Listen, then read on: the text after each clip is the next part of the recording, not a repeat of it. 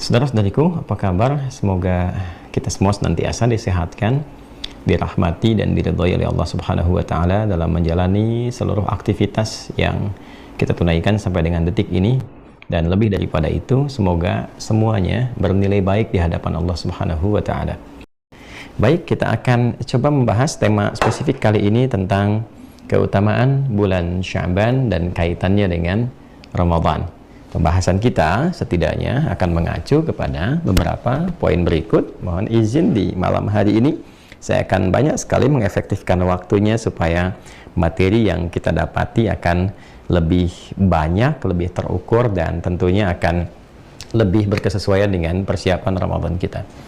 Yang pertama, terkait dengan Sya'ban ini, kita akan bahas dari segi pengertiannya dulu, teman-teman sekalian.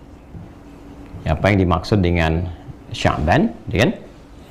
Lalu yang kedua, terkait dengan aktivitas Nabi Sallallahu Alaihi Wasallam, aktivitas ya Rasulullah Sallallahu Alaihi Wasallam di bulan Sya'ban, ya kan?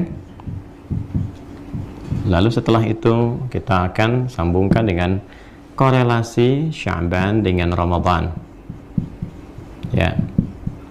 Sya'ban dengan Ramadan, sehingga insya Allah apa yang kita lalui di hari-hari bulan Sya'ban ini menuju Ramadan dalam waktu yang tidak lama, bukan hanya kita jalani dengan program, tapi berkesesuaian dengan sunnah atau jalan hidup Rasulullah Sallallahu Alaihi Wasallam. Bismillahirrahmanirrahim. Kita langsung saja teman-teman sekalian, Sya'ban. Jadi kalau kita tuliskan seperti ini, ya. Sya'ban, sin besar, ain, ba, nun. Gini ya. Ini adalah bulan ke-8 dalam urutan bulan-bulan yang ditetapkan di tahun Hijriyah, mengacu pada tahun Hijriyah. Ini posisinya yang ke-8, teman-teman sekalian.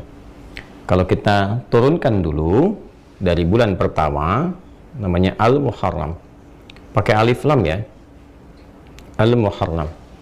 Demikian. Saya pernah terangkan dengan cukup detail perbedaan antara Muharram, Haram, kemudian Al-Muharram.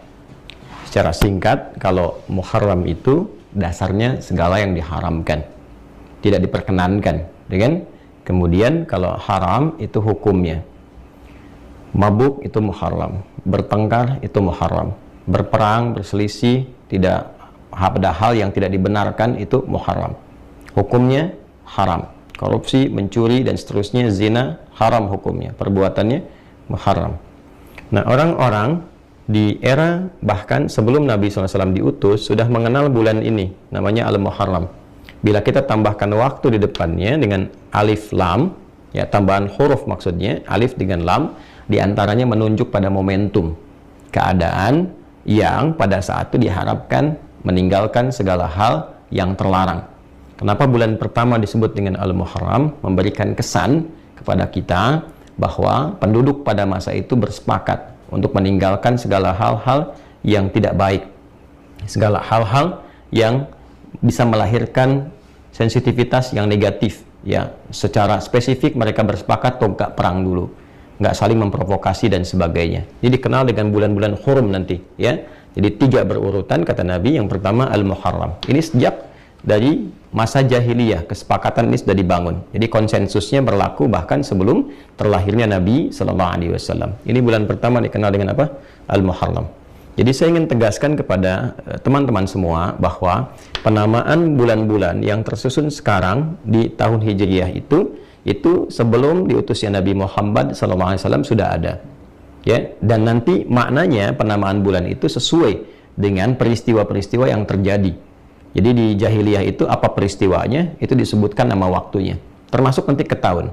Ya, Nabi kenapa tahun lahirnya disebut dengan tahun gajah? Karena ada peristiwa yang menyertai pada masa itu, datangnya Abraha dengan pasukannya dengan mengendarai gajah berniat menghancurkan Ka'bah, yang kemudian mereka secara viral kisahnya binasa seluruhnya, seperti yang kita ketahui, ya. Jadi ini pertama dikenal dengan Al-Muharram. Nanti kita akan masuk ketika ada keterkaitan dengan masa Islam, saya akan terangkan. Yang kedua dikenal dengan Safar. Ya. Safar itu ada yang mengatakan dari kata sifar artinya kosong, ada yang juga mengatakan seakar dengan safra atau asfar, yaitu menguning, sesuatu yang kuning atau menguning. Karena di bulan ini mulai beraktivitas pada umumnya. Konfigurasi masyarakat jahiliyah pada masa itu menyebar keluar dari area-area Mekah atau Hijaz dan sekitarannya. Mereka berniaga. Ada yang ke Yaman, ada yang ke Syam, ya. Syam itu sekarang 4 negara, Yordania, Libanon, Palestina, Syria. Nah, mereka menyebar semuanya, berniaga. Nanti diabadikan kebiasaan itu di surah Al-Quraisy, ya li'ilafi Quraisyin ilafihim rihlatash syita iwas saif. Jadi baik itu di musim dingin, musim panas, mereka sudah punya jadwal untuk keluar. Nah, karena kebanyakan mereka itu keluar beraktivitas, maka daerah yang mereka tinggali itu menjadi sepi, kosong, seakan-akan seperti nggak ada orang. Makanya bulan pada saat mereka pergi itu disebut dengan Safar, untuk melukiskan itu. Untuk apa mereka pergi berniaga, mencari emas, emas-emas yang menguning. Karena itu ada yang menyebutkan Safar itu dari sifar, kosong, ada yang mengatakan seakar dengan asfar, ya, untuk mencari sesuatu yang menguning. Ini peristiwanya. Jadi ini saya terangkan dulu di awal-awal penamaan. Kemudian selanjutnya ada Rabiul Awal. Ya, Rabiul Awal. Ya, ini bulan yang ketiga, gitu kan? Di bulan ini biasanya sudah mulai pertumbuhan, tumbuh gitu ya, berbunga, ya, sudah mulai kelihatan, ya, ada benih-benihnya, ada mulai berbentuk bunga-bunga. Nah, itu sesuatu yang tumbuh, berbenih, sudah mulai kelihatan, ya, ada mulai bukan hanya kuncup tapi bunga-bunganya, itu orang Arab menyebutnya Rabi', ya, atau dikenal juga dengan musim semi kalau sekarang. Ini awal musim semi, awal musim tumbuh. Ya, lalu setelah itu selesai, maka mereka katakan selesai itu kan berakhir, finish gitu kan. Maka mereka katakan Rabiul Akhir. Rabiul Akhir. Ya. Ini yang paling tepat ya dibandingkan mengatakan Rabiul Tsani. Kalau Rabiul Tsani, Rabi yang kedua, ya, semi yang kedua, itu secara kata dan makna agak kurang sesuai. Kalau disebutkan dari segi kata, tinjauannya kalau ada tsani nanti ada tsalits, ada rabi' dan sebagainya. Itu dalam tata gramatikal, tata bahasa Arabnya. Tapi kalau kita katakan musim kedua, nanti juga pengertian maknanya ada musim ketiga dan seterusnya. Maka di Arab fasih mengatakan Rabiul Akhir bukan Rabiul Tsani. Jelas ya? Maka di sini nanti Rabiul Akhir berakhir musim semi ini. Di ujungnya selesai, habis, muncul yang kelima. Disebut dengan Jumada. Ya, Jumada, bukan Jumadi ya asalnya, tapi Jumada, Jumadal Ula. Nah, ini menunjuk kepada musim gugur. Jadi begitu udah selesai gugur, semua tumbuh-tumbuhan itu dari mulai bunganya sampai daunnya, kan sudah mulai hilang, berguguran. Ya, tiba-tiba kelihatan batang-batangnya dan rantingnya saja, ya, dan mulai mendekat kepada nanti peralihan ke musim panas setelahnya. Jadi ini masa musim gugur yang pertama, perpindahan antara Rabi, di sini pancaroba biasanya. Ya, perpindahan dari Rabi al-Akhir ke Jumada. Kemudian yang keenam ada Jumada al-Akhirah. Ya, akhirah. Akhirah. Ya, juga bukan Jumada ats-Tsaniyah, bukan Jumadi tsani, tapi Jumadal Akhirah. Jumada itu menunjuk pada keadaannya, pada musimnya. Sekali lagi ya, yang lebih tepat bukan Jumadi tapi Jumada. Jelas ya? Nah, maka ini musim gugur yang bagian akhir. Masuk nanti musim yang ketujuh, teman-teman sekalian. Nah, yang ketujuh nanti disebut dengan Rajab namanya. Rajab. Nah, ini menarik nih. Kalau ini terkait dengan ya kesepakatan, ini terkait dengan aktivitas mereka sehingga menyebabkan tempat tinggalnya itu lebih banyak sepi, ya, mereka gambarkan seakan-akan kosong, hiperbolanya demikian. Ini terkait dengan keadaan musim, ya, yang ini kembali lagi ke kebiasaan mereka untuk mengagungkan sesuatu, konsensus untuk menyepakati sesuatu yang diagungkan. Maka bulan Rajab itu sama dengan Al-Muharram keadaannya. Mereka bersepakat di bulan ini untuk mengagungkan bulan yang ketujuh ini dengan membangun kesepakatan di antara mereka agar tidak saling menyerang, agar bersikap yang baik dan tidak saling menyakiti. Ini bulan Rajab di sini. Ya. Kemudian bulan-bulan ini karena ada kesepakatan menjaga kehormatan, ya. Bulan untuk menjaga kehormatan, bulan menjaga dari perbuatan yang buruk, yang negatif dan sebagainya. Dalam bahasa Arab sesuatu tadi saya katakan ya, yang terlarang nggak boleh dilakukan, disebut dengan Muharram. Waktunya, eventnya Al-Muharram. Jadi udah dimulai dari hari pertama, di bulan pertama. Adapun yang ketujuh ini untuk mengagungkan kembali. Ketika diagungkan, ya, dalam bahasa Arab disebut dengan Rajab namanya. Ya, dari kata tarajub, sesuatu yang agung, yang besar. Ya, yang biasanya yang menjaga ini secara konsisten namanya suku Mudhar. Nah, di sini teman-teman sekalian, hukumnya masih ingat tadi, kan dikatakan haram ya. Haram berkelahi, haram memprovokasi, haram bertengkar di antara mereka, sepakat tuh. Bahkan sebelum datangnya era Nabi Muhammad SAW diutus dan membawa risalah. Nah, asal kata haram sendiri dalam bahasa Arab sebetulnya adalah seakar dengan kata hormah. Diserap ke dalam bahasa Indonesia menjadi hormat, ya kan? Nah, hormat itu apa maksudnya? Ya, menjaga diri kita agar tampil dalam keadaan yang baik, yang terhormat dalam bahasa kitanya, tidak ada celahnya. Karena itu datangnya hukum haram sebetulnya untuk menjaga kehormatan diri kita. Supaya tidak terjebak pada segala hal yang merendahkan wibawa dan kehormatan kita. Bukan hanya di hadapan Allah, tapi juga di hadapan manusia. Ya, karena itulah sebetulnya ketika seseorang, maaf lompat sedikit, ketika seseorang misalnya, maaf sekali, ada yang mencuri. Sebetulnya perbuatan mencuri itu bisa merendahkan dirinya. Begitu diketahui kan diekspos, ketahuan, kemudian setelah itu rendah, orang tahu, dicela dan sebagainya. Nah, Allah nggak pengen seperti itu. Allah ingin menjaga diri kita sehingga tampil terhormat, tampil baik. Makanya muncul hukum haram. Nah, haram itu sudah ada di masa-masa bahkan sebelum eranya Islam pada hal yang disepakati dalam konteks masyarakat, tapi terbatas sifatnya. Ya, seperti di bulan Al-Muharram, Rajab yang diagungkan. Nah, begitu masuk ke bulan ke-8, ini dia nih. Jadi, kalau kita mau hitung 1, 2, 3, 4, 5, 6, 7. Nah, bulan ke-8 ini disebut dengan Sya'ban. Sudah mulai terasa panas. Ya, mulai terasa panas. Bahkan nanti puncaknya di bulan ke-9. Saya lompat sedikit dulu ya untuk memberikan pemahaman lebih utuh nanti. Ini mulai terjadi peralihan. Dari sini kan musim gugur nih. Ini pendahuluan panas nih. Ini mulai terasa nih panasnya. Sampai nanti puncaknya akan terasa di bulan 9. Kita bicara sebelum era Islam ya.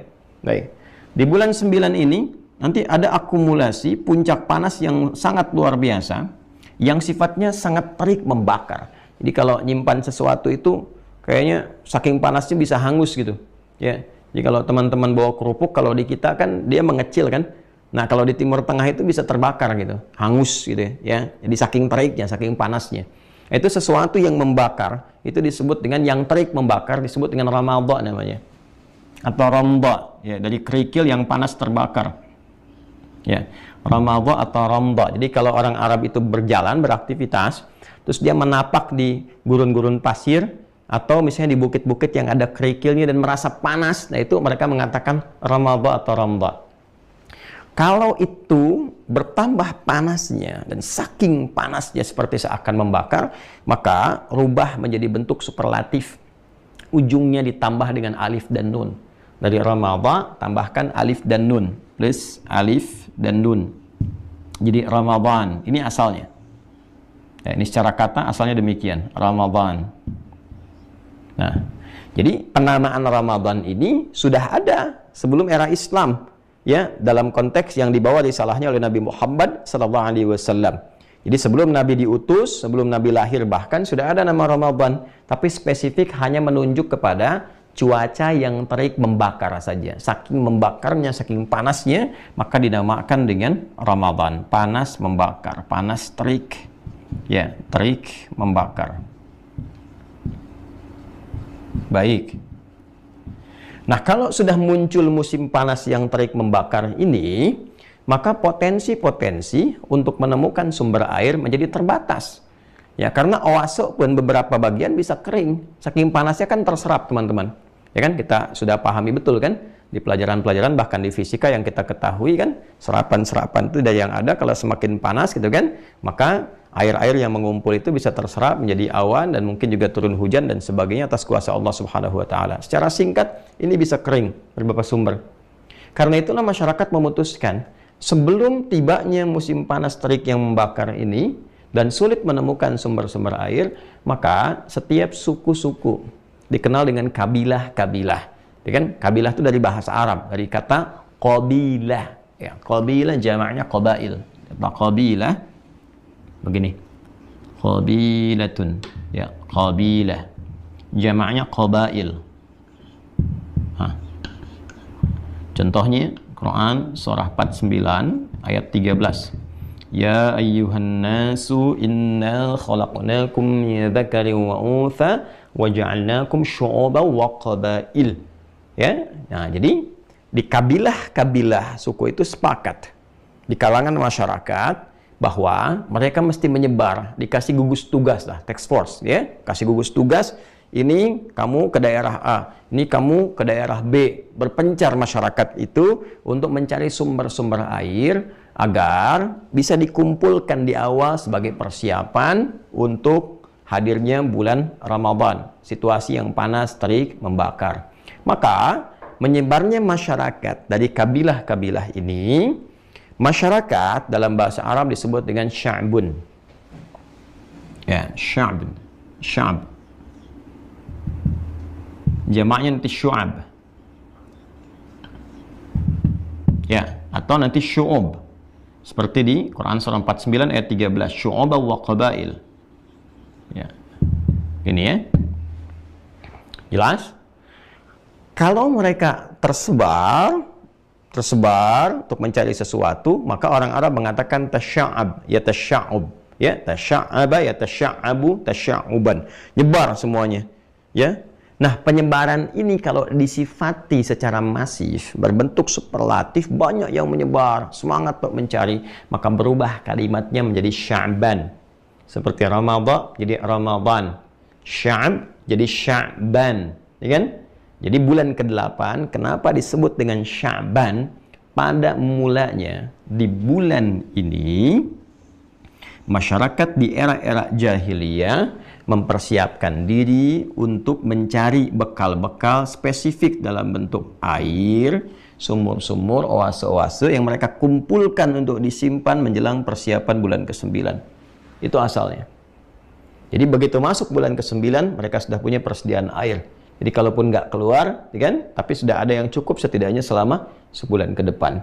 Nah, karena ini panas terik membakar, ya maka aktivitas pun agak sepi, agak tipis. Rata-rata mereka beristirahat dan sebagainya. Ya, situasinya juga menyesuaikan yang bisa dikerjakan saja. Sampai nanti muncul bulan yang ke-10, disebut dengan Syawal. Ini sudah mulai, teriknya itu sudah mulai menipis, terasa teduh kembali. Bulan ke-10 disebut dengan Syawal. Ya. Kenapa disebut dengan Syawal, bulan ke-10 ini? Karena di bulan ke-10 ini sudah mulai berdatangan penduduk-penduduk dari luar Arab, sekitaran Hijaz, dari luarnya mulai datang. Dari Yaman, dari Syria, dari macam-macam, ya, ke Syam, ya, Yordania, Lebanon, sekarang tuh datang dari Syam, dari Yaman, datang ke titik pusat di Mekah, di area Ka'bah. Untuk apa? Mereka ingin berhaji. Karena nanti syariat haji ini dari era Nabi Ibrahim alaihissalam, jadi diajarkan dengan putranya Ismail alaihissalam, ya Ibrahim dan Ismail alaihissalam, itu sudah ada petunjuk risalahnya. Cuma nanti ada fase-fase yang bergeser. Di fase-fase ketiadaan Nabi dikenal dengan Ahlul Fatrah, ada beberapa orang menyimpang sehingga mengganti ritual itu yang tadinya dengan cara yang benar, ritualnya masih ada berputar tawaf. Tapi diganti dari bacaannya, dari penampilannya, sampai ada yang maaf ya tidak menggunakan pakaian, ada yang bersiul-siul, ada yang tepuk-tepuk, tapi mereka meyakini itu sebagai ibadah ya. Nah, maka datang berkumpul. Jadi mulai di awal di bulan ini, mulai datangnya. Jadi tidak spesifik di waktunya di bulan ke-12. Mereka datang lebih awal supaya mempersiapkan diri ya dari perjalanan, kemudian bisa istirahat di beberapa titik untuk bisa bersih-bersih dulu. Yang kelak nanti tempatnya disebut dengan mikot. Asalnya tempat-tempat sumur tuh. Jadi siapa yang lewat, baik mau dagang ataupun mau berhaji, berhenti, minum di situ, bersih-bersih dulu sehingga mereka bisa punya energi lagi saat beraktivitas sampai ke sini. Nah, karena di bulan ke-10 ini datang banyak orang dari luar, berkumpul banyak, kan? Di area-area sekitaran Mekah dan sekitarannya atau di Hijaz, maka jumlah penduduk seakan-akan meningkat, jadi banyak. Nah, meningkat dari pertambahan sesuatu, itu bahasa Arabnya disebut dengan Syawal. Makanya bulan ke-10 kenapa disebut dengan Syawal? Asalnya adalah terjadi peningkatan penduduk di area sekitaran Mekah dan sekitarannya.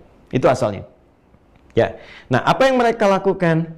Mereka ingin menunggu sampai bulan ke-12, berangkat dari awal, terus dari Syawal berangkat, datang, tunggu, mulai menyiapkan. Kalau yang mau jualan di lapak-lapak, kalau mau persiapan, mereka sudah persiapan di beberapa tempat. Sehingga orang-orang Arab yang biasanya keluar dari situ untuk berniaga, untuk merantau, nah karena orang yang dikunjungi datang ke situ, mereka memilih duduk-duduk santai.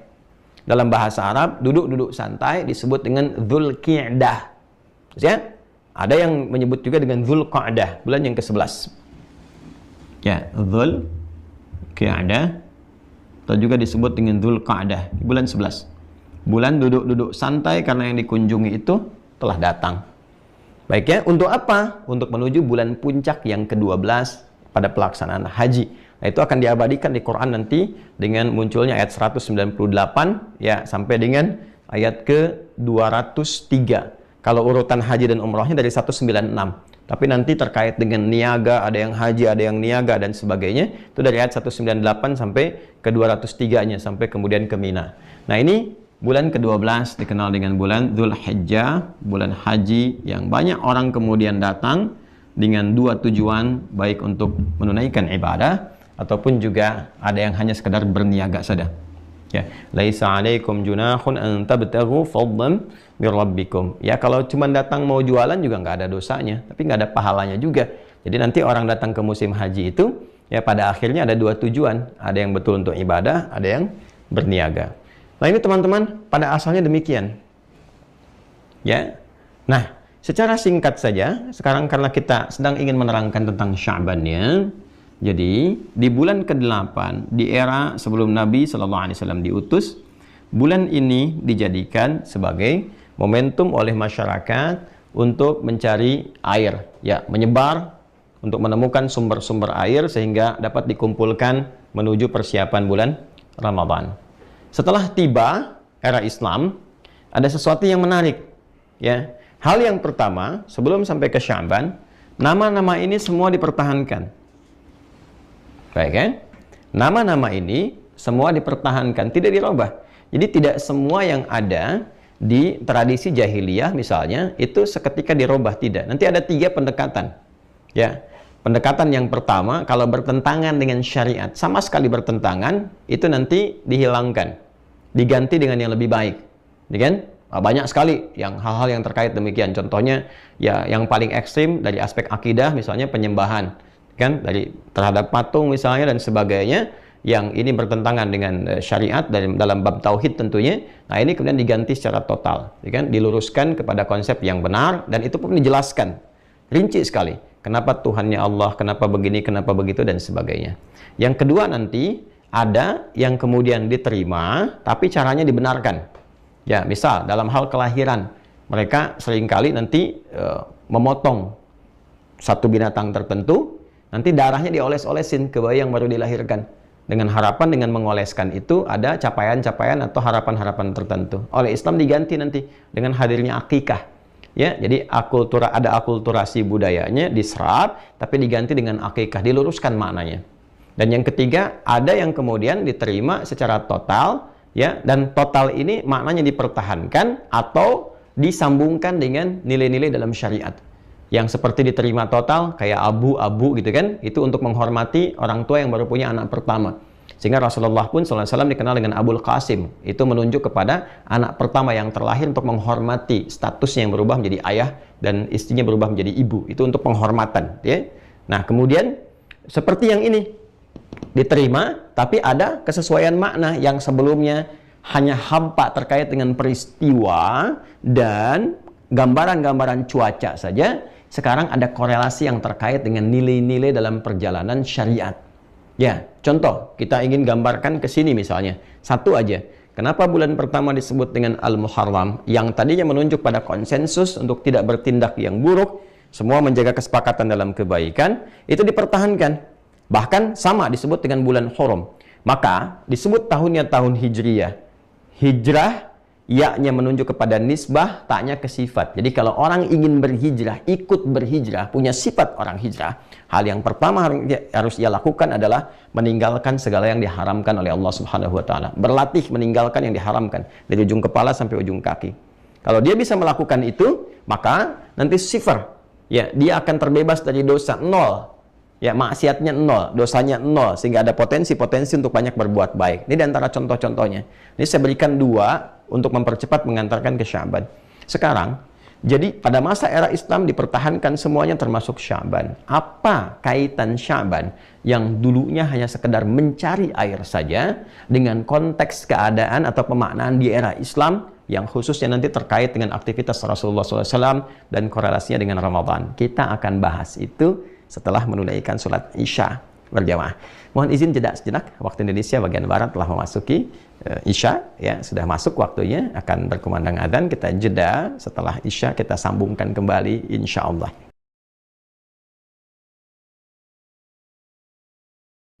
Saudara-saudariku, kita tersambung kembali lewat kajian Aqsa Al-Quran Sunnah Solution. Alhamdulillah kita telah menunaikan sholat Isya berjamaah beserta amalan sunnah yang menyertainya. Kita bermohon pada Allah Subhanahu wa Ta'ala, semoga sholat yang telah kita tunaikan berkenan diterima oleh Allah Subhanahu wa Ta'ala dengan penerimaan terbaik. Pun demikian dengan amal ibadah, doa-doa yang teman-teman juga telah tunaikan sesuai dengan waktu di mana teman-teman berdomisili. Sholat apapun yang ditunaikan, boleh jadi ada yang saat ini mungkin waktunya masih maghrib atau juga masih di asar, sesuai dengan perbedaan waktu. Saya tadi mengecek ada beberapa yang tersambung dengan kita bahkan dari berbeda negara. Saya lihat tadi ada yang dari Malaysia juga, ada dari Taipei, dari beberapa yang lain, termasuk juga negeri-negeri yang mungkin jauh tidak terjangkau secara langsung tentunya. Dan Alhamdulillah lewat tayangan ini Allah berikan fasilitas kemudahan, semoga keberkahan senantiasa menyertai kita semua. Teman-teman, kita berlanjut pada materi yang telah kita bahas tadi, sebagian dari uraiannya dari ba'da maghrib menjelang ke Isya, tentang keutamaan Sya'ban, baik dari definisi pengertiannya, kebiasaan Nabi SAW di bulan Sya'ban, sampai dengan korelasinya dengan Ramadan. Alhamdulillah telah kita uraikan dari perjalanan sejarah terkait dengan penamaan bulan sampai kita mengetahui detail tentang Sya'ban dari segi pengertian atau pemaknaannya sebelum era Nabi SAW diutus sebagai Nabi dan Rasul tentunya. Kita telah mengetahui bahwa di penanggalan Hijriyah, saya tuliskan begini, ya, asalnya kan dari kata hijrah ya teman-teman, hijrah menunjuk pada peristiwa berpindahnya Nabi SAW dari kota Mekah Al-Mukarramah ke Yathrib yang kelak menjadi Al-Madinah Al-Munawwarah. Nah, yang dipelajari di hijrah ini sebetulnya bukan perpindahannya saja dari aspek sejarah, tapi lebih pada kurikulumnya. Ingat itu ya, sifatnya, keadaannya, kan? Jadi ada kurikulum di hijrah ini, bukan sekedar pindah. Jadi jangan diartikan hijrah itu dari aspek perpindahan fisikalnya saja, tempatnya, bukan itu poinnya. Toh kalau tidak ada sifat-sifat yang menyertainya, tidak akan diperintahkan untuk berhijrah. Tapi ada sesuatu yang dipertimbangkan di situ untuk melakukan perbuatan hijrah, karena di dalamnya ada pesan-pesan atau kurikulum-kurikulum yang mengantarkan pada kebaikan. Buktinya ketika Nabi pindah, suasana yang tertinggal, yang kotor, yang banyak konflik berubah jadi suasana kota kan, sehingga dikenal dengan Al-Madinah Al-Munawwarah. Singkatnya nanti kalau kita ngaji hadis misalnya di Sahih Al-Bukhari lah, kita ambil misalnya di Kitabul Iman, Nabi memberikan definisi yang sangat spesifik tentang hijrah adalah berupaya untuk berpindah dari kebiasaan yang kurang baik, segala yang tidak Allah sukai, kepada perbuatan-perbuatan bahkan sifat dan sikap yang Allah senangi. Berpindah dari yang diharamkan kepada yang dihalalkan, dari yang kurang baik kepada yang baik. Itu disebut dengan hijrah. Nah, kalau kita ingin ikut ke situ dinisbatkan, maka tambahkan ya sebelum tak ini. Ingin ikut sifatnya misalnya, maka tambahkan ya sebelum sifat menjadi hijriyah, ya kan? Maka tahun ini dalam penanggalan Islam disebut dengan tahun hijriyah, bukan hanya ingin mengingatkan peristiwa hijrahnya Nabi SAW dari Mekah ke Yathrib kelak jadi Al-Madinah Al-Munawwarah, tapi untuk merangkum kurikulum yang Nabi tunjukkan. Dan rangkuman kurikulum itu ada petunjuknya dari penamaan bulan. Nah, itulah indahnya dalam Islam, dari nama saja pasti ada makna, nggak ada yang hampa makna. Tidak ada yang menyendiri. Termasuk pernah saya sampaikan, bahkan nama-nama sholat pun, ya, dari mulai subuh, kemudian zuhur, asar, maghrib, isya, itu ada maknanya. Ya, supaya berkesesuaian dengan topik yang kita bahas, Tadi telah saya beri contohkan 1 dan 2, karena waktu kita terbatas ya. 1 dan 2 itu kenapa Al-Muharram dipertahankan, makna dalam Islamnya apa, dari Hijriahnya apa, Safar apa, sampai nanti akhir Dzulhijjah. Kita akan langsung ke bulan ke-8 karena topik kita ada di sini. Sya'ban yang di era jahiliyah hanya terbatas kepada penyebaran masyarakat dari kabilah-kabilah membentuk gugus tugas untuk menemukan mata air yang dengan itu diharapkan dapat dikumpulkan sebagai persiapan-persiapan menjelang musim panas yang terik membakar, yaitu di Ramadan. Maka ketika masuk ke era Islam, dan kita ketahui bahwa suasana itu kan akan terus dinamis ya, berubah, berputar, nggak sama. Sebagaimana fisik kita juga berubah, kreativitas berubah, lingkungan akan berubah. Dulu tempat tinggal kita misalnya tidak banyak jalan-jalan yang bagus, sekarang sudah bagus-bagus, ada gedung-gedung, ada kreativitas yang banyak dan sebagainya. Pun demikian, di era-era saat zaman jahiliyah, di era Nabi telah berubah, masyarakat lebih baik, kreativitas lebih tinggi, dan musimnya kan berputar. Ya itulah bedanya kenapa Hijriyah ini nanti menjadi waktu yang ditetapkan untuk ibadah, bukan menggunakan pada patokan kalender Masehi untuk ibadah-ibadah yang sifatnya bulanan atau tahunan, kecuali yang sifatnya harian, yang menjadikan matahari sebagai titik gitu ya, titik untuk pengetahuan waktu perpindahan dari waktu harian. Kalau harian kan melihatnya matahari ya, seperti sholat misalnya, patokannya matahari, bayangannya dari sinar matahari. Tapi kalau menggunakan ibadah yang siklusnya bisa masuk bulanan atau tahunan sifatnya, seperti puasa misalnya, yang digunakan bulan bukan matahari. Apa di antara hikmahnya?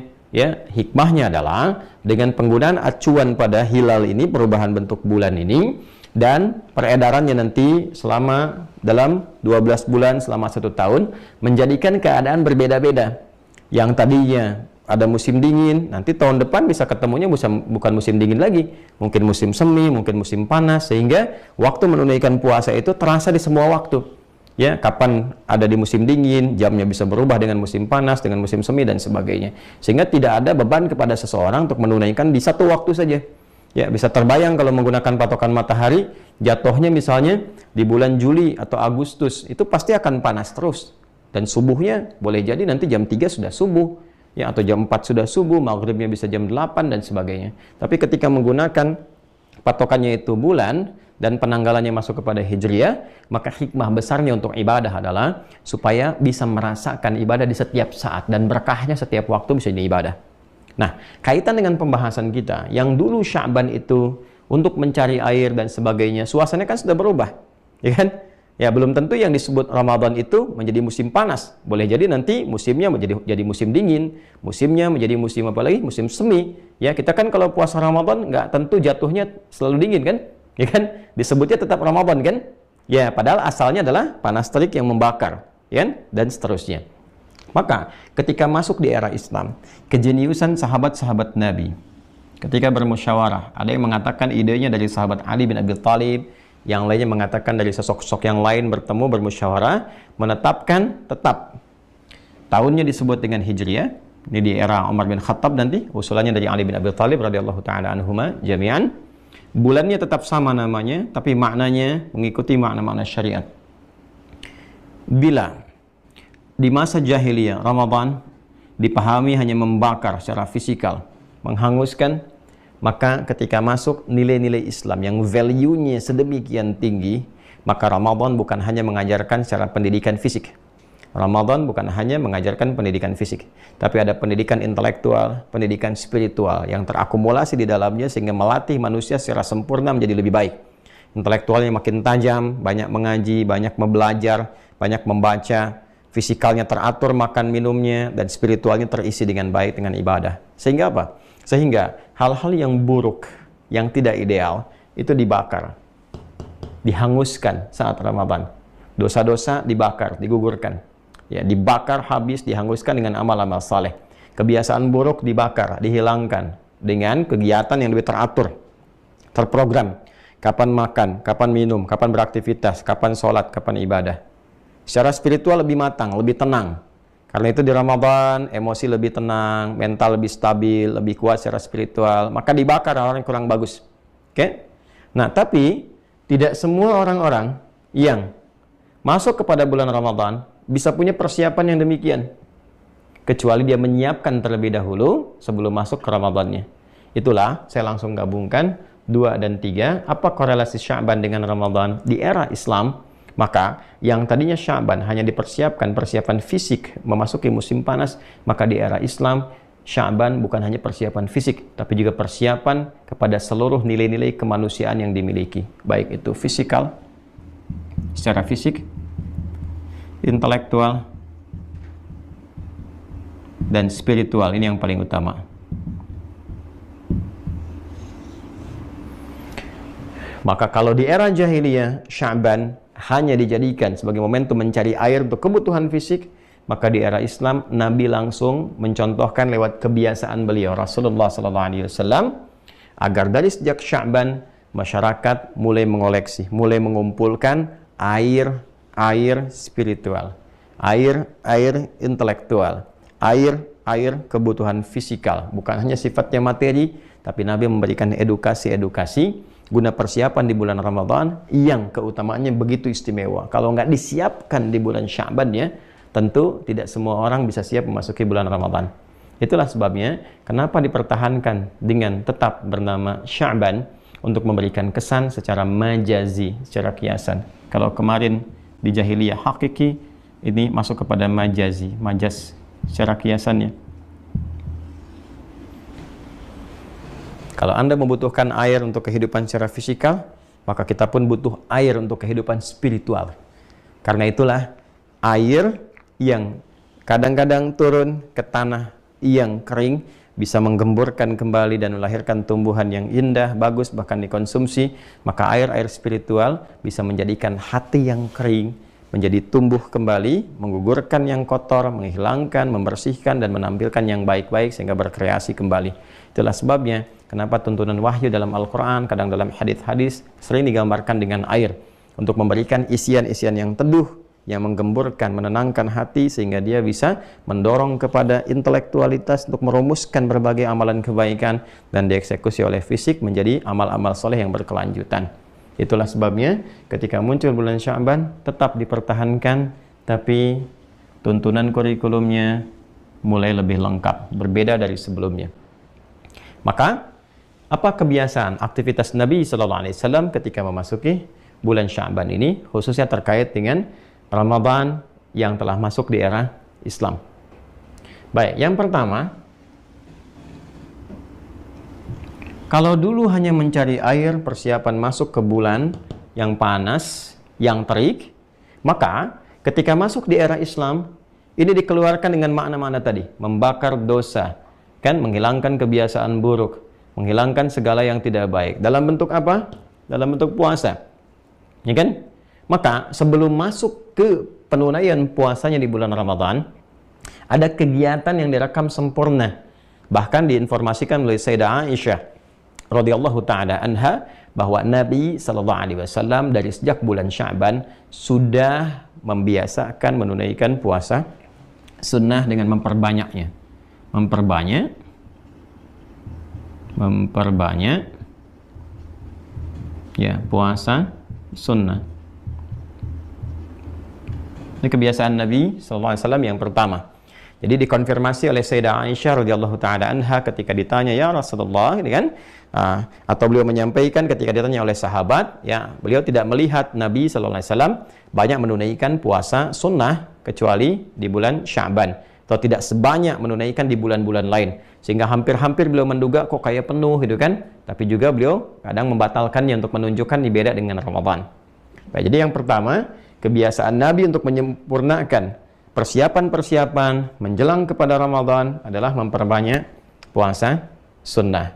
Nah, apa kaitannya teman-teman sekalian dengan kurikulum yang bisa kita pelajari? Baik, mari kita lihat. Ramadan, seperti tadi disampaikan dan seringkali ditegaskan, ini adalah momentum yang sangat istimewa, yang seluruh waktunya itu begitu berharga.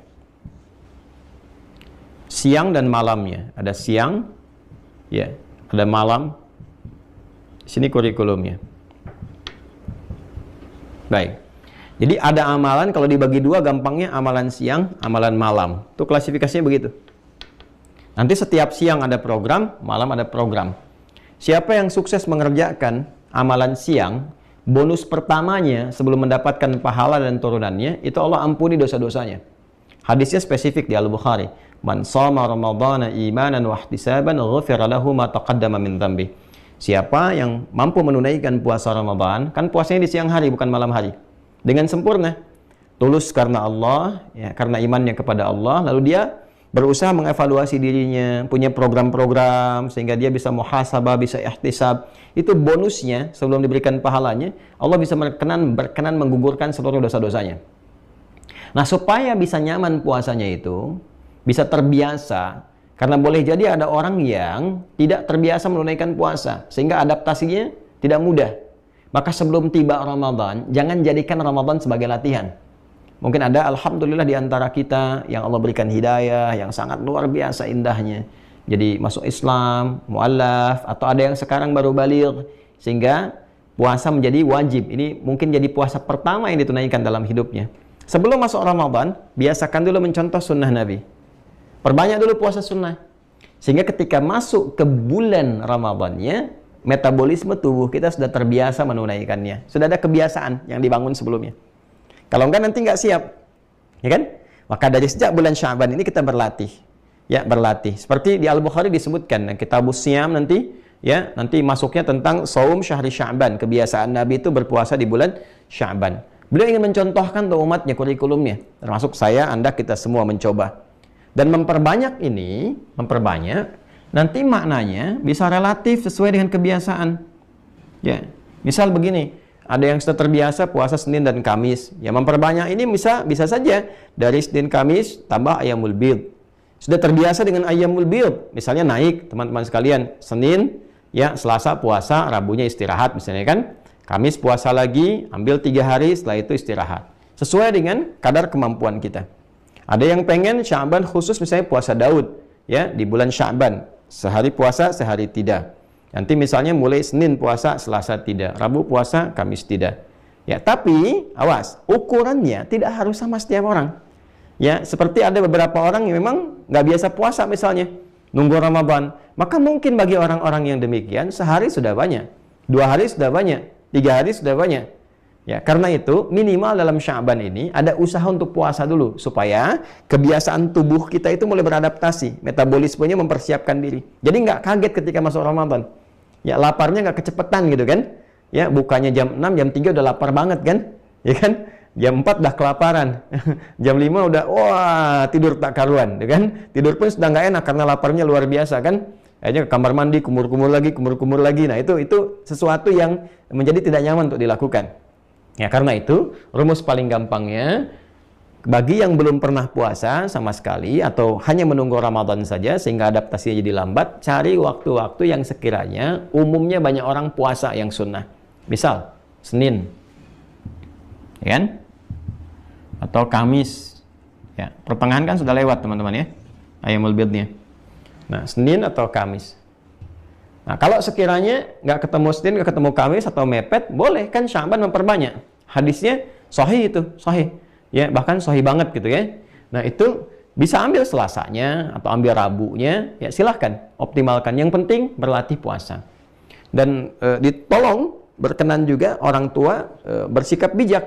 Mungkin kepada anak yang menjelang balik, yang betul-betul belum terbiasa puasa. Ketika dia memulai, ya bisa sama-sama di rumah informasikan, nanti motivasi. Ada yang mungkin berlatih nggak harus full dulu karena belum terbiasa anak-anak, ya kan? Nah, Anda boleh misalnya ketika dia zuhur minta buka, nggak apa-apa. Kasih dulu aja, nanti besok tambah lagi ya, gitu kan, sampai asar. Sehingga ketika tubuhnya mulai tahan sampai asar, menjelang maghrib, besok-besok sudah siap sampai maghrib, begitu masuk Ramadan, dia sudah sempurna sampai maghribnya. Jelas ya? Nah, ini kebiasaan yang pertama. Jadi, mengumpulkan bekal sebelum masuk ke Ramadan, sehingga terbiasa untuk dilatih. Nah, di Sya'ban ini, yang dibiasakan pertama secara fisikal dulu ini. Secara fisikal. Ini teman-teman sekalian. Lalu secara intelektualnya apa? Ya kan? Nah, nanti kita juga punya target nih untuk mengumpulkan program. Misal, kalau Nabi kan sallallahu alaihi wasallam secara intelektual beliau senantiasa meluangkan waktunya dengan malaikat Jibril untuk bertadarus Al-Qur'an. Jadi Nabi membacakan ke malaikat Jibril sampai di akhir-akhir nanti masa menjelang wafatnya sampai 2 kali ya khatam itu. Ya, bukan sekedar membaca dengan benar, tapi malaikat Jibril mengurutkannya, kan menyempurnakan makna dan sebagainya. Ya, karena kan Nabi sifatnya diajarkan langsung. Nah, maka bagi kita yang ingin meniru apa yang diajarkan oleh Nabi Sallallahu Alaihi Wasallam secara intelektual bisa punya program. Apa yang mau dipelajari nanti selama Ramadan, siapkan sejak Sya'ban. Ya, maka di antara ulama ada yang spesifik belajar memahami atau mendalami tafsir. Ya, ada yang Quran aja dari menghatamkan, menemukan hukum, mengkaji lagi Qurannya selama sebulan itu. Tapi sudah disiapkan dari sejak persiapan Sya'bannya. Artinya apa yang disiapkan? Perangkat-perangkatnya. Cek mushafnya, sesuaikan waktunya. Jadi kalau teman-teman sekarang ingin punya kegiatan misalnya nanti saat Ramadan, ya maka coba cek jam kerjanya sehingga bisa sesuai. Ya, kapan Anda mulai belajar, mengkaji kembali, kapan yang disiapkan untuk i'tikaf. Kalau bisa, waktu cutinya udah disiapkan dari sekarang, sehingga bisa i'tikaf nanti. Nah, nanti saat i'tikaf itu apa yang mau dikerjakan? Jadi jangan cuma datang, ikut tidur, ikut sahur, ikut buka, selesai. Ya nggak ada isinya nanti. Ya, jadi jangan andalkan kepada para misalnya penceramah yang kultum. Taruhlah, saya ngandalkan kultum aja. Nah, ini bisa serius, bisa keluar masuk. Ya, tiap hari topik dalam sekian banyak kita mendengarkan kultum, hampir setiap malam, berapa banyak yang masuk? Ya kan? Jangan sampai cuma sekelewat ya, jadi informasi. Silahkan siapkan rutinitasnya. Kalau perlu DKM-nya rumuskan. Bikin misalnya serial untuk kultum tuh, ya. Kuliah yang 7 menit atau 17 menit, yang kalau terserah antum kan nggak sesuai juga gitu kan.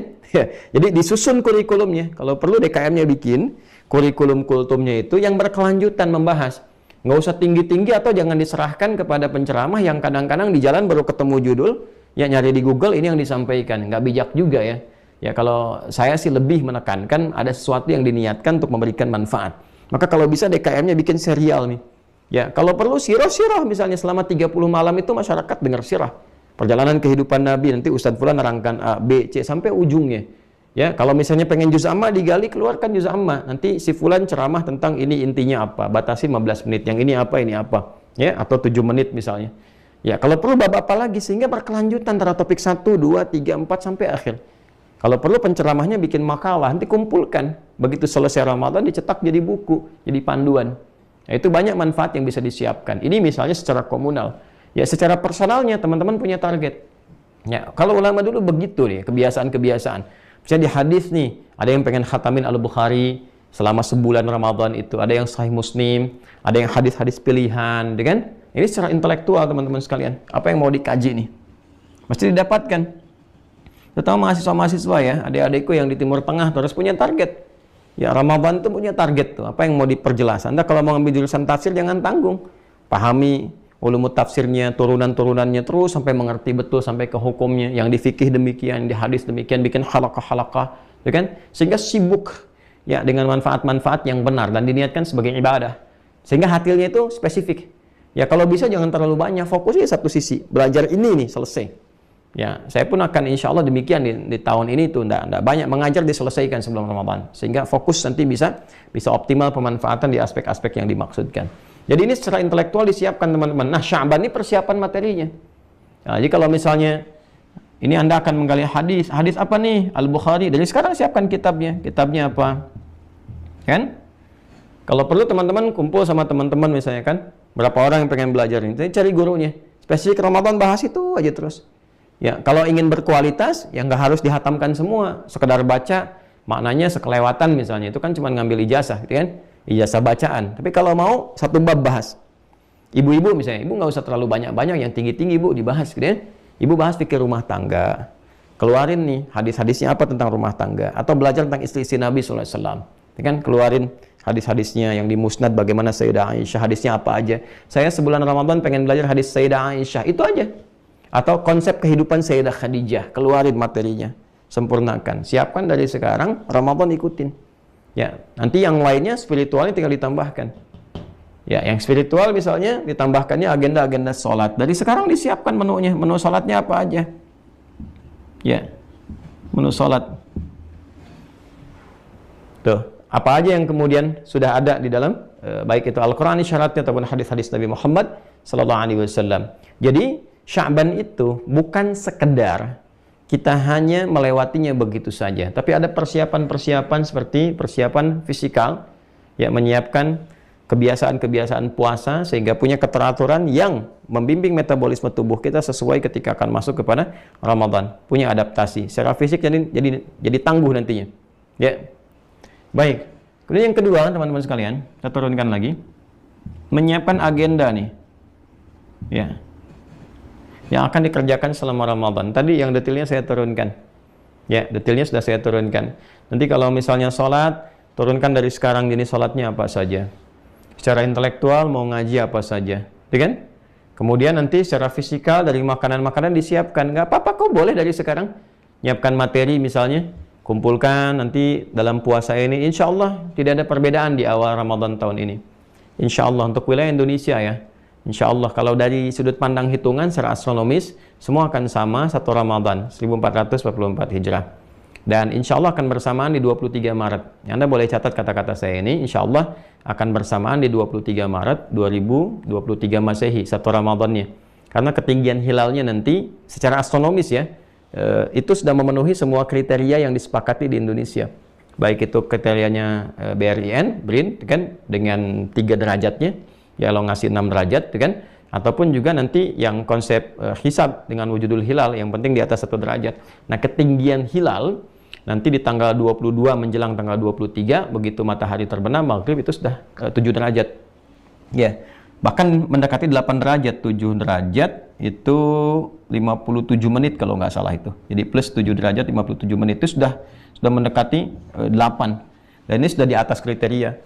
Ya, imkan ru'yatnya kan 3 derajat. Ya, kemudian ini sudah 7. Jadi insya Allah tanggal 23 Maret itu insya Allah bersamaan dengan satu Ramadan. Sangat tidak ada kemungkinan untuk berbeda. Jadi kemungkinannya hanya satu pilihan saja, ada sama memulainya. Kecuali kriterianya tidak menggunakan hisab dan ru'yat. Kriterianya menggunakan misalnya ketinggian air pasang di laut.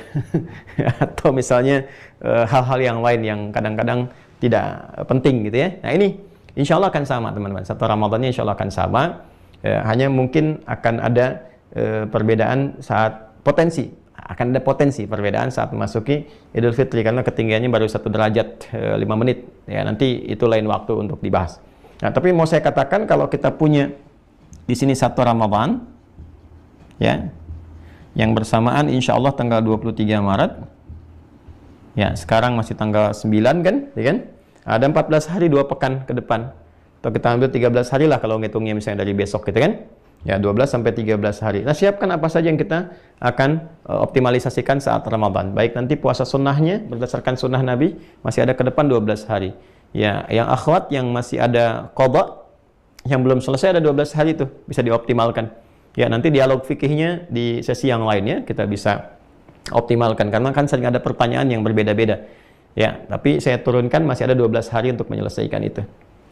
Ya, saya sampaikan dari sekarang supaya ada persiapan ya, karena ilmu itu penting untuk dikaji, digali sehingga kita tidak gelisah ya. Gelisah kan suka nggak tenang ya. Sama dengan lupa, suka nggak ingat ya. Baik, balik ke sini teman-teman sekalian. Ini Sya'ban. Jadi setelah memperbanyak puasa sunnah, nanti menyiapkan agenda. Nah, lalu yang ketiga, teman-teman sekalian, menyiapkan mental yang kokoh. Ya, mentalitas itu penting karena nanti awal-awal dikasih rahmat sama Allah, akan semangat semua. Awal Ramadan itu semangat semuanya. Ya, karena huruf ya yang menyertai ya ayyuhalladzina amanu itu untuk memanggil semua tanpa perbedaan jarak, baik dekat, menengah ataupun jauh. Ya-nya itu kan harfun nida, linida'il qarib wal mutawassit wal ba'id. Disebutkan 361 kali dalam Al-Qur'an. Memanggil yang mendekat, yang menengah dan jauh. Jadi ketika dipanggil di awal Ramadan itu semua dipanggil. Semuanya. Dan ini turunnya kan di bulan Sya'ban. Ya, Quran surah kedua, Al-Baqarah, ayat 183, itu turunnya itu bulan Sya'ban, bukan bulan Ramadan. Turun di Sya'ban, tahun kedua Hijrah. Kenapa turun di bulan Sya'ban? Salah satu hikmahnya untuk persiapan menuju Ramadan. Jadi ada persiapan selama sebulan untuk mempersiapkan diri sebelum Ramadan. Ya, karena kalau eventnya besar kan mesti siap-siap. Anda punya event dunia kan, wah, luar biasa besarnya, siap-siapnya berapa tahun sebelumnya. Itu Piala Dunia aja kan siap-siapnya 5 tahun sebelumnya, ya kan? Atau 4 tahun sebelumnya. Udah siap-siap semuanya tuh. Event-event dunia itu, Allahu Akbar itu kan. Nah, ini event akhirat lah, dunia akhirat bahkan. Dunia akhirat nih Ramadan nih. Seharusnya kita siap-siap di setiap waktu. Ini minimal, paling akhirnya itu kan Sya'ban udah siap-siap. Nah, itu dipanggil semua tuh. Ya ayyuhalladzina amanu. Ayyuhanya munadah, hanya tanbih. Ayyuha disebutkan 150 kali untuk mengingatkan dan menegaskan. Ya Allah udah ngingetin sebulan sebelum Ramadan, siap-siap semuanya. Optimalkan diri gitu kan. Nah, ini di awal Ramadan dikasih tuh pakai huruf ya, dipanggil semua. Karena itu di awal Ramadan semua semangat karena mendapatkan rahmat Allah semua. Ya. Nanti yang jarang ngaji-ngaji, yang jarang ke masjid tuh penuh masjidnya gitu kan. Terus siap optimis puasa di awal waktu. Tapi karena mentalitasnya berbeda, tidak dikuatkan dari awal, kadang-kadang pertengahannya mulai menurun kan. Gitu. Sehingga di masjid itu menjadi munculnya fenomena berkemajuan, maju sapnya ke depan. Mulai kosong, mulai sepi dan sebagainya. Dan penilaian puasanya nggak semangat seperti di awal. Karena mentalitasnya nggak dikuatkan sebelumnya, kurang motivasi. Maka nanti ada satu petunjuk-petunjuk untuk menguatkan mental supaya kokoh. Apa yang disiapkan. Nanti ada petunjuknya juga, ada doanya nih. Teman-teman, nanti ada doa sejak di bulan Sya'ban. Dari mulai masuk Sya'bannya, ke pertengahan sampai ke ujungnya. Sampai ketika melihat hilal. Itu ada doanya. Sampai lihat hilal ada doanya. Masya Allah. Hilal tuh, hilal, siap-siap ya. Banyak dicari tuh. Saya kalau sudah dekat Ramadan tuh kadang-kadang suka lihat beberapa orang bercanda tapi ya memberikan gejolak kepada hati yang luar biasa. Hilal dicari, taunya lagi tidur katanya. Rupanya ada security namanya hilal. Dicari setiap tahun sekali. Ya, 2 kali sama Idul Adha ya. Nah, ini teman-teman balik ke sini. Jadi mentalitas nanti ketika ngelihat tuh ada doanya juga. Ya, Allahumma ahillahu alaina bil yumni wal iman was salamati wal islam rabbi wa rabbukallah. Hafal itu ya di At-Tirmidzi. Nanti insyaallah kita akan bahas itu ketika menjelang ke dekat waktunya. Nanti teman-teman kita akan belajar dan maknai, pahami betul maksudnya apa gitu dari situ. Nah, ini gambarannya supaya dengan itu Allah jaga mental kita itu kuat sampai akhir. Dan insyaallah bisa dikatakan mendekati gitu kan, kekuatan dengan kekuatan Allah berikan mendekati kriteria yang Allah inginkan, Rasul inginkan melalui penunaian puasa Ramadan ini. Nah, ini gambarannya teman-teman sekalian. Jadi, Sya'ban, kenapa disebut Sya'ban? Apa korelasinya dengan Ramadan? Sya'ban disebut Sya'ban terkait dengan masa Islam karena masyarakat diminta bersiap-siap, mempelajari, mengumpulkan bekal-bekal yang bisa menjernihkan hatinya sehingga tetap optimis, dekat dengan Allah dan semangat menunaikan ibadah. Seperti orang-orang di masa sebelum Islam, semangat berpencar mencari air untuk menghidupkan keadaan dirinya menjelang Ramadan. Maka diharapkan dengan mengumpulkan bekal-bekal di bulan Sya'ban, ketika masuk di Ramadan, Ramadan akan optimal ditunaikan dengan baik sehingga bisa membakar, menghilangkan, menggugurkan segala potensi-potensi yang kurang baik yang ada pada diri manusia. Dosa-dosa, sifat buruk, perilaku yang tidak baik dan sebagainya bisa berubah menjadi lebih baik, lebih mulia karena sudah ada persiapan sebelumnya. Kebiasaan Nabi Sallallahu Alaihi Wasallam yang dicontohkan kepada kita di bulan Sya'ban menjelang ke Ramadan, pertama secara spesifik beliau menuntun untuk memperbanyak puasa sunnah dengan hikmah-hikmah yang tadi telah kita utarakan, baik itu terkait persiapan fisik supaya punya adaptasi menjelang Ramadan, metabolisme tubuhnya bisa menyesuaikan, ataupun juga melatih orang-orang yang belum terbiasa dengan puasa supaya optimal, merencanakan agenda yang disiapkan saat Ramadan sehingga tidak bingung masuk kepada Ramadan hanya ikut arus saja. Apa yang kemudian bisa dialami. Islam memberikan persiapan sehingga optimal ketika masuk Ramadan. Dan terakhir, memberikan pencerahan untuk penguatan mental sehingga muncul mentalitas yang kuat, yang optimal, yang baik ketika masuk di bulan Ramadan. Pertanyaannya, agenda apa saja yang sekiranya Nabi pernah tunjukkan untuk bisa kita siapkan? Sehingga agenda ini yang spesifik kita bawa saat Ramadan.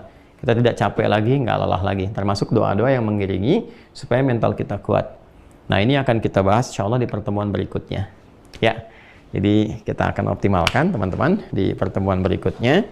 Nah, bagi teman-teman yang ingin memperluas bacaan, insya Allah saya sudah menyiapkan nanti panduan. Satu buku yang memandu kita semua supaya bisa optimal Ramadan. Dalam tahap cetak sekarang ini, insya Allah tanggal 12 mungkin ya, sudah selesai.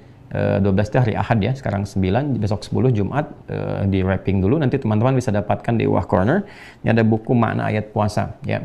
Nah, di buku makna ayat puasa ini sudah saya tuangkan teman-teman sekalian dari mulai panduan Rasulullahnya, kemudian dari syarat ketentuan, pengetahuan dasar tentang puasa sampai ke penafsiran ayat-ayat puasa secara detail setiap hurufnya, dari huruf ya ayyuhalladzina amanu, ya-nya apa, ayyuha apa, ladzina apa, sampai ke ujungnya, sehingga insyaallah bisa jadi bahan bacaan nomor 2 pendalaman intelektual sebagai persiapan menjelang Ramadan. Nanti hari Sabtu atau Ahad kami informasikan, barangkali Senin sudah mulai bisa teman-teman akses di Uwah Corner ya, atau sebelumnya mungkin bisa diakses sehingga nanti bisa secara serempak teman-teman di admin Uwah Corner bisa mengirimkan di hari Senin. Ya insya Allah ya, nanti dicek saja di admin kita. Ini bagian yang pertama. Yang kedua, mohon izin teman-teman sekalian, insya Allah ada beberapa jadwal ceramah sampai dengan ke depan, baik yang online ataupun yang offline, termasuk yang di luar kota juga. Materi-materinya akan berkesinambungan, jadi dari sini akan terus menyambung, sehingga nanti bisa optimal, dan kita akan siapkan spesifik nanti untuk mengisi di Ramadan. Ya, seperti tahun-tahun sebelumnya, insya Allah di sini ada istimewa untuk Ramadan tahun ini, karena saya akan masukkan salah satu programnya, program untuk pendalaman tafsir Juz Amma. Nanti saya sedang siapkan ya beberapa bahan-bahannya yang nanti spesifik, nanti teman-teman bisa dapatkan. Kita lihat apakah nanti di Aku Suka ataupun program yang lain yang menyertai. Jadi Ramadan insya Allah kita akan optimalkan. Kemudian di Sya'ban ini kita akan teruskan beberapa hal yang kita jadikan sebagai persiapan intelektual. Dalam arti pengetahuannya kita bereskan. Semua pengetahuan selesai, begitu sudah selesai, masuk Ramadan tinggal kita nikmati dan praktekkan apa yang telah kita pelajari. Jadi dalilnya sudah kita pahami, argumentasinya sudah kuat, tinggal kita praktekkan dalam kehidupan. Itu yang pertama. Nah, yang kedua teman-teman sekalian, saya mengucapkan terima kasih mendalam pada teman-teman yang turut membersamai untuk berwakaf pembangunan pesantren, dan saya izinkan mengupdate besok, mungkin insya Allah saya tunjukkan juga gambar-gambar terbarunya, bahwa alhamdulillah beberapa spot ya ada yang sudah cukup bergerak lebih baik karena kita speed up ya. Guest house insya Allah bisa ditempati, kemudian ada ruangan kelas ya, satu gedung itu sudah sekitar 85% ya, 15% lagi tinggal penambahan dalamnya untuk perbaikan dan sistem berjalan. Kemudian ada asrama, barangkali masih sekitar 50-60%-an. Masjid yang kita akan kejar sehingga Ramadan nanti pas i'tikaf bisa difungsikan walaupun terbatas untuk yang lantai satunya. Ini sedang kita optimalkan. Targetnya insya Allah tahun ini sudah bisa selesai, sehingga nanti ada ta'lim berikutnya yang bisa offline berlanjut di sana, termasuk pendidikan khusus.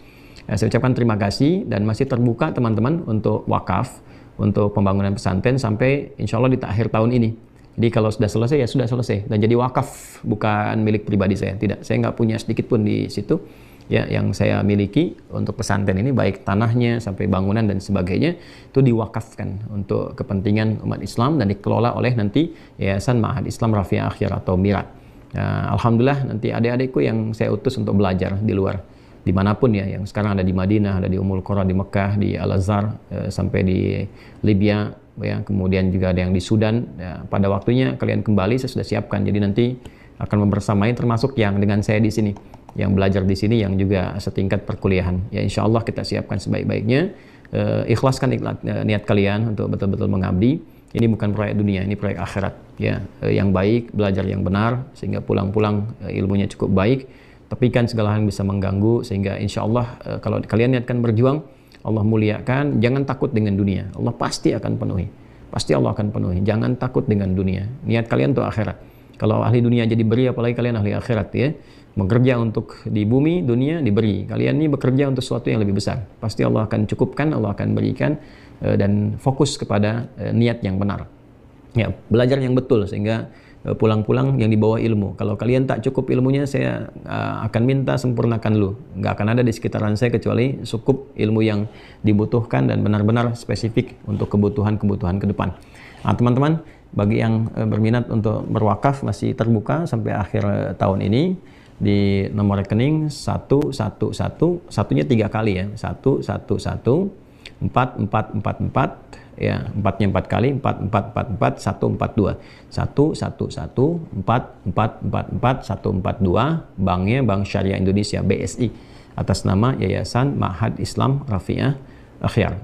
Yayasan Ma'had Islam Rafiah Akhyar, BSI Bank Syariah Indonesia, nomor rekening 111 4444 142. Nah, itu yang pertama saya umumkan. Yang kedua, teman-teman sekalian, saya ingin menegaskan bahwa insya Allah untuk Ramadan ini kita akan memulai puasa serempak, tidak ada perbedaan, khususnya di Indonesia, yaitu tanggal 1 Ramadan 1444 Hijrah, yang insya Allah bersamaan dengan 23 Maret 2023 Masehi, mengacu kepada hitungan astronomisnya bahwa ketinggian hilalnya itu sudah 7 derajat, sehingga standar yang diterapkan di Indonesia saya kira terpenuhi keseluruhannya, sehingga potensinya sangat besar sekali dan kecil, sangat tidak ada ya, kalau dari segi astronomi dan sebagainya sangat tidak ada kemungkinan untuk berbeda. Kita niatkan semua baik-baik, semuanya juga rukun, baik, tertib dan saling menghormati, dan dengan itu mengharap ridha Allah Subhanahu wa Ta'ala. Demikian insya Allah kita akan update kembali jadwal-jadwal sehingga teman-teman bisa siapkan sebelum kami mengajar sampai dengan ke depan.